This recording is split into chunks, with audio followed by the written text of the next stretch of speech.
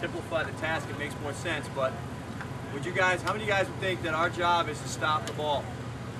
Raise your hand if you agree. Okay?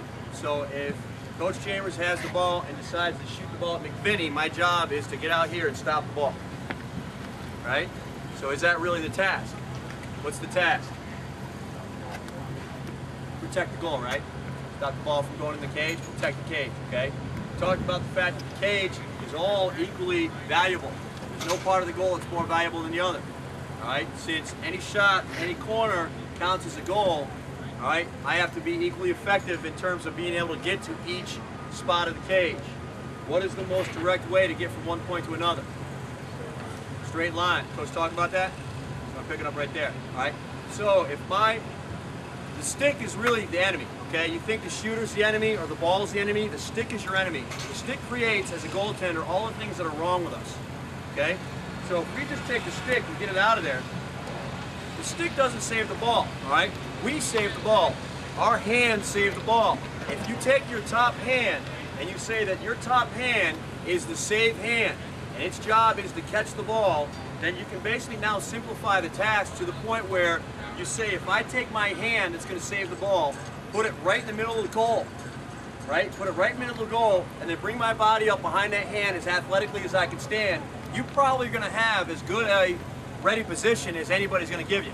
Have you guys ever been taught, you know, your knees got to be bent this much, and you got to be on this thing, and your back's got to be here? Have you been taught that? Your arms have to be here? Well, I take all that and I just say, hey, forget all that. Let's just take our hand, put it right in the middle of the goal, and bring our body right up behind it, athletically.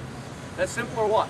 Does that sound good? All right? Now, with that hand there in front of the goal, for those of you who are lefty, you'll be here, okay? That top hand now becomes, all right, my first unit of movement, okay? When you watch video tonight, what you're going to see is when you make contact with the ball, which is the point of save, when you make contact with the ball, your lead hand will be moving to the ball with only one other body part, and that's going to be one of your 2 feet, all right? One of your 2 feet. Since my job right now is to get the ball, can I get Coach Chambers just to stand in front of me? To get my hand to the ball.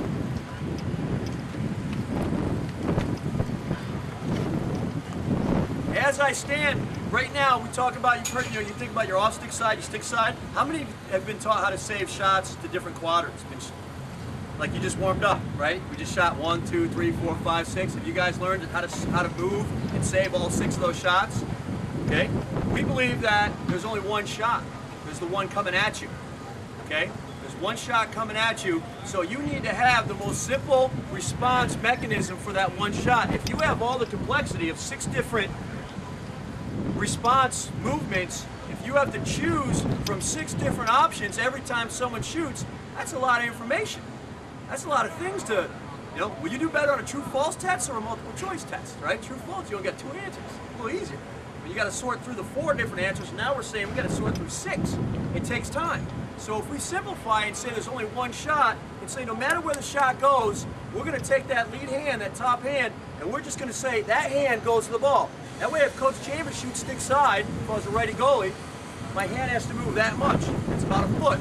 If he shoots off stick side, my hand has to move about a foot, that much. Because I'm moving in a straight line to this side and that side with that lead hand, it's the same distance. Wouldn't you agree that if this is my center point, that is the same as that, right? Agreed? So what I've got to do now is find a way not to let this, the evil, okay, the evilness, okay, of the stick get in my way. Because as soon as I put a stick in my hand and you shoot here, I start doing this to get there, and now the stick creates this circular movement, and now I'm moving on an arc, and I've no longer used the straight line that's going to make me more effective and more efficient as a goalie. Okay? The task is to protect the goal, to stop the ball. What is the ideal part of our body to get to the ball? The hand, because the hand controls the head of the stick, correct?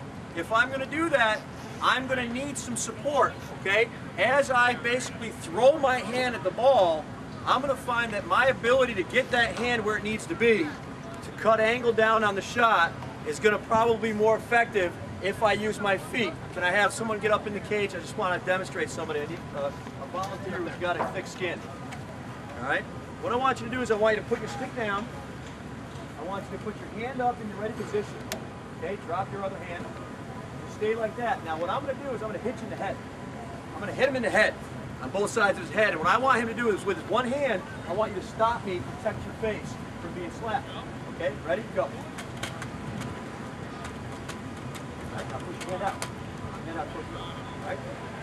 Now what I want him to do is, okay, see how he had trouble doing that? Now as I slap you, what I want you to do is extend your hand towards me and try to stop me from hitting you. Ready? Go. Go. Go. Right. See that? Right, now put it back in front of your face. Right. Go ahead. Stop. Right. See how much you have to move? Now come forward. Right. Now see how little you have to move? Guys, see the difference? Go sit down. By the way, next time someone wants to demonstrate smacking you in the face, think about whether or not you should or shouldn't be a goalie. That's a definition. Yes, you should. You're definitely crazy enough to be a goaltender. All right. Guys, if you notice when his hand was back here, he had to move this much to stop my hand from hitting his face. Did you notice that? Then as I asked him to extend his hand, it only had to move like this. Why is that? Shorter distance, he's cutting the angle down on what I was doing to him, right? On me slapping him, I was cutting the distance on his hand, so his hand coming out here, he was able to move it much less. So if we are in the cage, as you can stay and watch me right now, if I have to make a save like this, I have the whole cage to worry about, right? If I make a save over here, I still have a lot of goal. If I can get myself, all right, to cut the angle down a little bit and come out, look at the goal shrink behind me, all right? If I'm here and I step, look at the goal shrink behind me. So the goal can get smaller to the shooter if we attack the ball with our lead step. So the first unit of movement for our save mechanism is going to be the lead hand, lead foot unit, okay? And basically what that's going to be is standing in our ready position, making sure that the lead step and the lead hand go together. So we just basically split our body in half. Draw a line, splits our body in half. Whichever side the ball shot on, that side becomes my lead foot. Okay? That's my lead stride. My top hand's always my lead hand.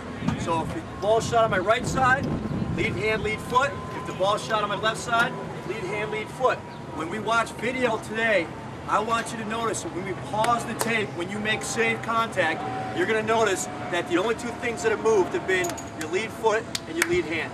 Then nothing else has moved yet until you make contact, and at that point, the control unit moves, and that's your control hand, which is your bottom hand, and your trail step. How many guys have heard of a trail step before? Okay, and that's something we'll get into a little bit later. So what we're going to do now, Coach Chambers, is go from now. We're going to go into one no ball, no stick. All right, we're going to grab a partner. Okay, we're going to just line up right here on this. Grab a ball, put your stick down. You guys are just going to throw the ball at each other. And I want you to work on lead step, lead hand, straight to the ball. Get the stick out of your hand for a second and get yourself in a position where you guys can make some saves with your top hand without the stick. If you guys go and watch Division I games and get there early enough to watch goalies warm up, I guarantee you'll find at least 40% of the teams that you're going to watch, I would say 35 to 40% of them, the goalie will come out and he'll start in his warm-up before a Division I game doing this drill, all right, with his shooting coach, with his goalie coach, before he gets a stick and gets in, just to remind himself to be efficient and make sure his hand's moving on a straight line to the ball. So the drill we're going to teach you right now is a drill we want you to take with you when you go back home and say, hey, dude, just throw me the ball lightly and let's just get that lead hand straight to the ball and make sure I'm being efficient before I take the evilness of my stick and put it back into my life.